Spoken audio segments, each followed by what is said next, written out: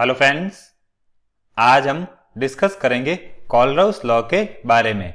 देखिए, इस लॉ को समझने के लिए हम कुछ इलेक्ट्रोलाइट्स के पेयर्स के लिए इनफिनाइट डाइल्यूशन पर मोलर कंडक्टेंस को डिस्कस करते हैं। देखिए, इस टेबल में 18 डिग्री सेल्सियस पर molar conductance at infinite dilution की वैल्यू गिवन है। अब सबसे पहले इलेक्ट्रोलाइट्स के ऐसे पेयर्स की बात करते हैं जिसमें सेम एनाइन प्रेजेंट है। देखिए, इन दोनों पेयर्स को जब हम कंपेयर करते हैं तो इसमें एनाइंस तो सेम है लेकिन कैटायन डिफरेंट है। अब इन दोनों पेयर्स के लिए अगर हम मोलर कंडक्टेंस के डिफरेंस को देखें तो उसकी वैल्यू 23.42 आती है। फिर इन दोनों पेयर्स की बात करें तो इनमें एनाइन सेम है लेकिन कैटायन डिफरेंट है। तो इन दोनों पेयर्स के लिए भी मोलर कंडक्टेंस में जो डिफरेंस आता है वो अप्रोक्स फर्स्ट पेयर जितना ही आता है।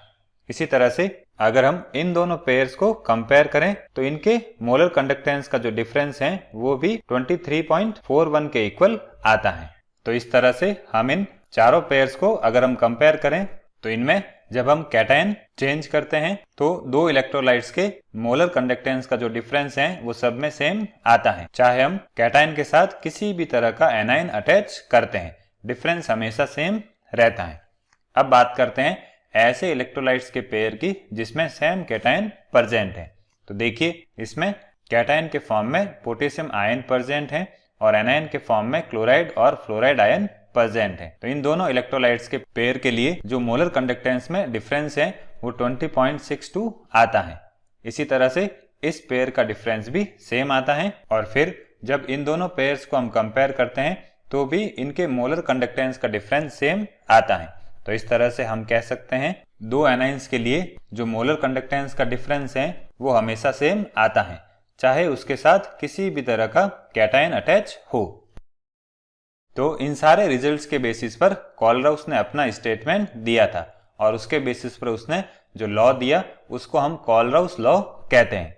देखिए, कोलराउस के अकॉर्डिंग इनफिनाइट डाइल्यूशन पर जब डिसोसिएशन कंप्लीट हो जाता है तो इलेक्ट्रोलाइट का ईच आयन मोलर कंडक्टेंस के टूवर्ड्स डेफिनेट कंट्रीब्यूशन करता है, चाहे उसके साथ जो दूसरा आयन अटैच है उसका नेचर किसी भी तरह का हो।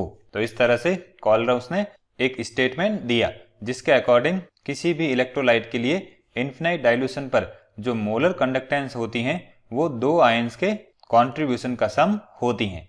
इसी को हम कोलराउस लॉ कहते हैं। जैसे ये हो गई किसी भी इलेक्ट्रोलाइट के लिए इनफिनाइट डाइल्यूशन पर मोलर कंडक्टेंस, तो इसकी वैल्यू दोनों आयन्स के कंट्रीब्यूशन का सम होगी। ये वैल्यू मोलर कंडक्टेंस में कैटायन के कंट्रीब्यूशन को रिप्रेजेंट कर रही है और ये वैल्यू मोलर कंडक्टेंस में एनायन के कंट्रीब्यूशन को रिप्रेजेंट कर रही है। अब ये जो कंट्रीब्यूशंस हैं इनको इनफिनाइट डाइल्यूशन पर मोलर आयनिक कंडक्टेंस कहते हैं।